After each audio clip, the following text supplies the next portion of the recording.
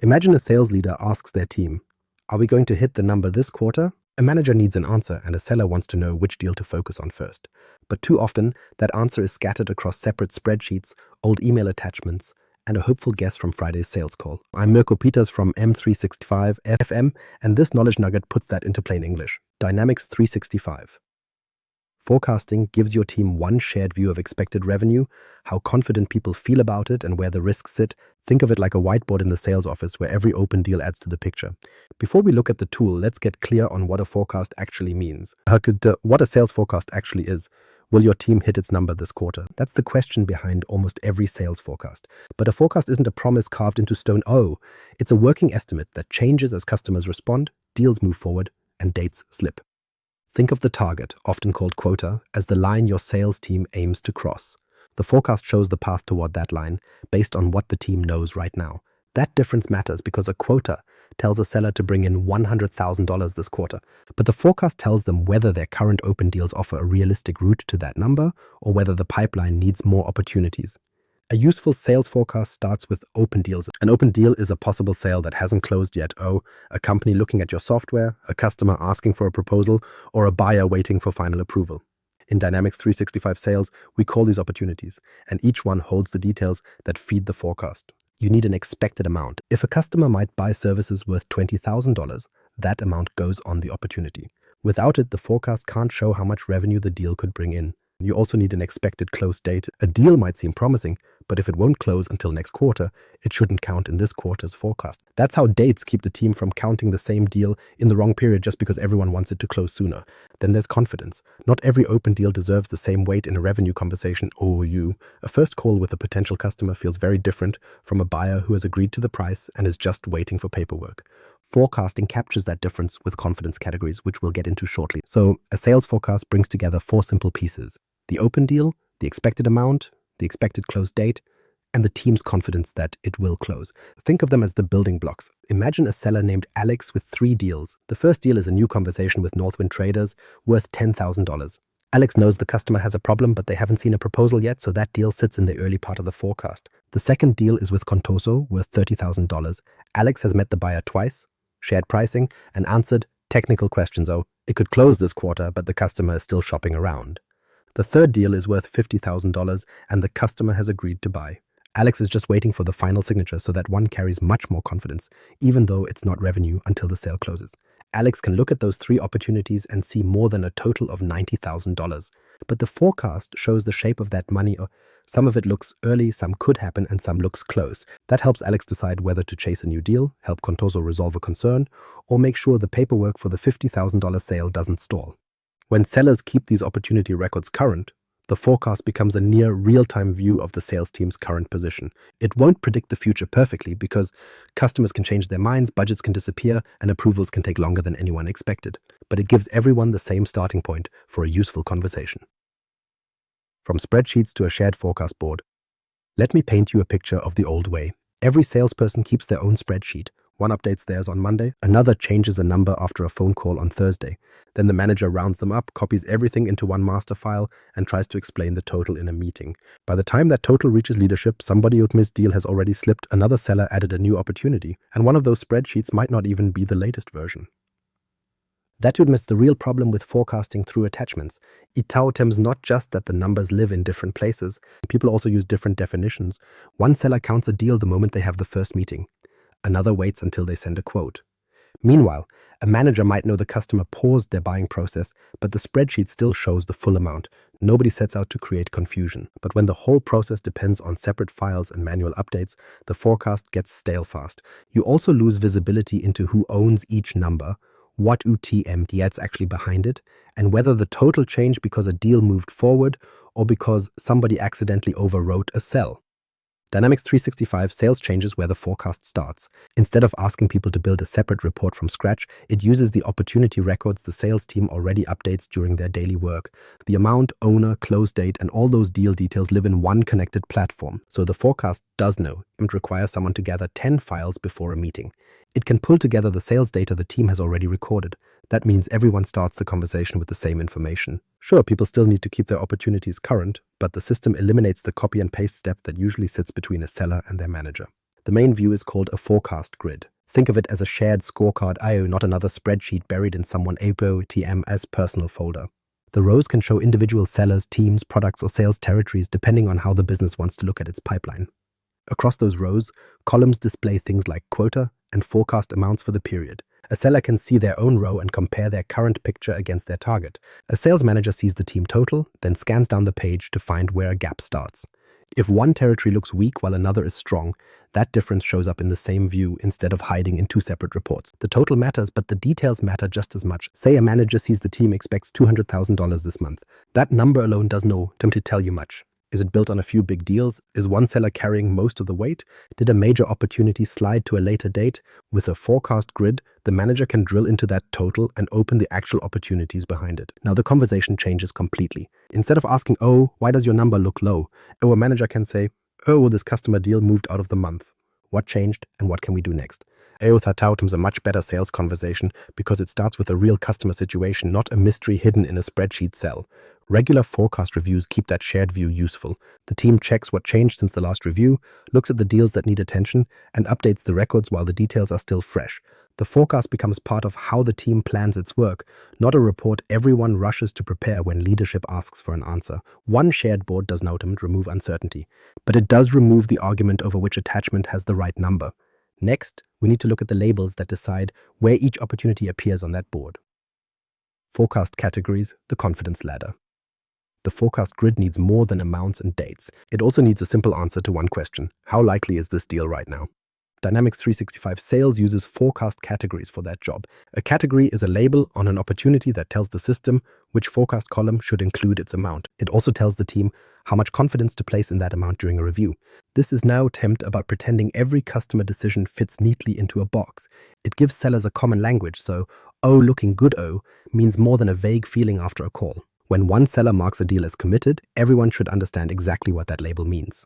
The first category is pipeline. Pipeline is the default for any new opportunity. It fits deals that are early, unclear, or not moving much yet. Maybe you, Tim, have found a real customer need. You might even know the potential value, but the buyer is still researching, comparing priorities, or deciding whether to spend at all. Keep pipeline visible. A low-confidence deal can still turn into a good sale, and it might show where next quarter OTM's revenue could come from. It just should not carry the same weight as a customer who has already agreed to buy. Imagine a seller meets a company that needs new customer service software. The first conversation goes well, but nobody knows who signs the contract, what budget exists, or when the company wants to make a decision.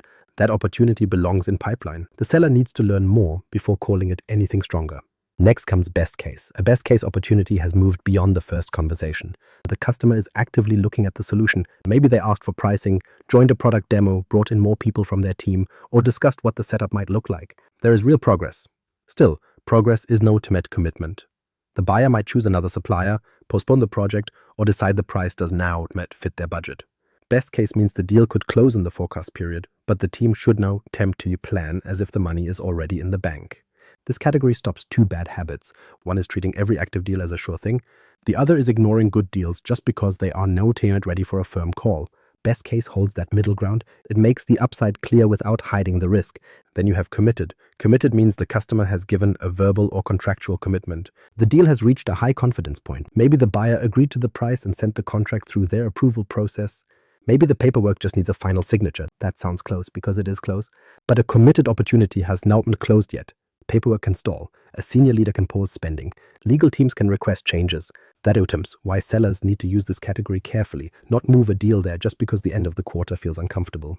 Commit is a serious call. When a manager sees committed revenue, they should be able to ask, oh, what exactly has the customer agreed to? And what remains before we close? Oh, if the answer is only hope, the deal belongs somewhere else. There is also omitted. Omitted removes an opportunity from all forecast totals. Use it when a deal is on hold, no longer fits the current period, or needs to stay out of the forecast for now. The opportunity can remain in Dynamics 365 Sales with its history intact, but it won't affect the team, items number. That can feel strange at first. People sometimes leave weak deals in the forecast because they don't want to lose sight of them. Omitted solves that problem. You can still see the deal in the sales records while keeping it from distorting the revenue picture. Won and lost work differently. You should now select those categories by hand. When a seller closes an opportunity through the close opportunity process, Dynamics 365 Sales updates the category to won or lost automatically. That ties the result to the actual closing action, not a label someone changed too early. Manual changes can create bad totals, so let the system handle the final outcome. Until a deal closes, use pipeline, best case, committed, or omitted to show its current position. Picture one opportunity as it develops over several weeks. A customer first contacts your company about a new service package. The seller creates the opportunity and it starts in pipeline. After meetings, a proposal, and a serious review by the customer AOTMS team, the seller moves it to best case. Later, the customer agrees to move ahead and confirms the commercial terms. The seller moves the opportunity to committed because only the final paperwork remains. Each change updates the forecast view, so managers can see that the deal did not suddenly appear from nowhere. Its confidence changed as the customer moved closer to a decision. That is what makes categories useful. They turn a long list of opportunities into a clearer picture of risk, upside, and expected revenue. Once every seller uses the same confidence labels, those individual judgments can flow upward into views for managers, directors, and leadership. One forecast, different views for every sales role. A forecast starts with individual deals, but different people see it differently. And that's because each role looks at the same data from a different angle. If you're a seller, your view is personal. You compare your forecast to your quota for the current period. Let's say your target is $100,000 and your best open deals only add up to $60,000. You can see that gap early and take action. Maybe you need a meeting with a decision maker on a best case deal. Or maybe a deal you expected to close this month slipped to next month, so you need to find another opportunity. Maybe you just don't have enough active deals yet. The forecast won't sell for you, but it shows you where to focus your time for the biggest impact. A sales manager sees a bigger picture. Instead of checking one seller's forecast, you can view the whole team. Then you can zoom in when something needs attention. One seller might have a healthy committed amount. Another might have a large target but very little pipeline behind it. That makes coaching conversations much clearer. Instead of telling a seller to improve the forecast, you can open up their actual deals and ask practical questions. Which customer still needs a proposal? Why did this expected close date move? Who needs help getting a technical person into the next meeting? The manager can also spot risk across the team. If nearly all of the expected revenue depends on two huge deals, the total might look fine while the quarter is fragile. A forecast view makes that dependence visible before the final week arrives. Directors usually look across groups, not individual sellers. You might compare one region to another, look at results from several teams, or check how a product line is performing. That helps you decide where to focus your attention and support. Imagine one territory has a strong pipeline for a product, while another territory struggles to start conversations with customers. The director can ask whether the stronger team has a useful sales approach to share. Maybe they bring marketing help to the weaker territory, reassign specialists, or adjust a plan that no longer fits customer demand. Leadership needs an even higher view. Projected revenue affects more than sales meetings. The business may need to plan product work, staffing, inventory, or talks with investors and other stakeholders. Nobody treats a forecast as guaranteed money, but it gives leadership a current view instead of waiting until the period ends to find out something went wrong. Dynamics 365 Sales supports this with hierarchy rollups. Think of expense receipts after a business trip. Each person submits their own receipts, a manager sees the department total, and finance sees the company total. Forecast amounts work the same way. They flow from opportunities into a seller's row, then up through the sales structure. You can set up a forecast based on the structure that fits your question. An org chart forecast follows reporting lines, so a manager sees the people who report to them and their combined totals. A territory forecast groups sales by area like regions or assigned markets. A product forecast groups expected revenue by what the company sells. The numbers change depending on the view, but the source stays connected. That helps people stop arguing over whose spreadsheet has the right answer. A seller, manager, director, and leader can all look at the same sales records while asking the questions that fit their role. Automation can help bring those views together, but people still need to judge what the numbers mean. AI, data quality, and human judgment automation can help bring those views together, but you still need to judge what the numbers mean. That's where AI comes in. Many people hear AI forecasting and imagine a machine that knows exactly which deals will close. That's not what it does. Instead, think of it as a second opinion.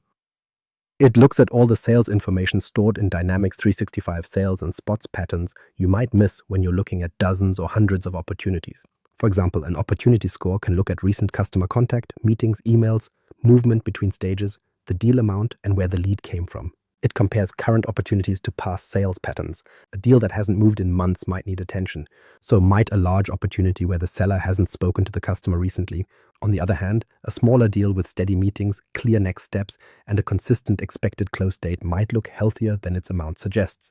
That doesn't mean the score knows the customer better than you do. It just gives you and your manager another signal to consider before you spend time on the next call or forecast review. A low score is a reason to ask questions, not a final answer.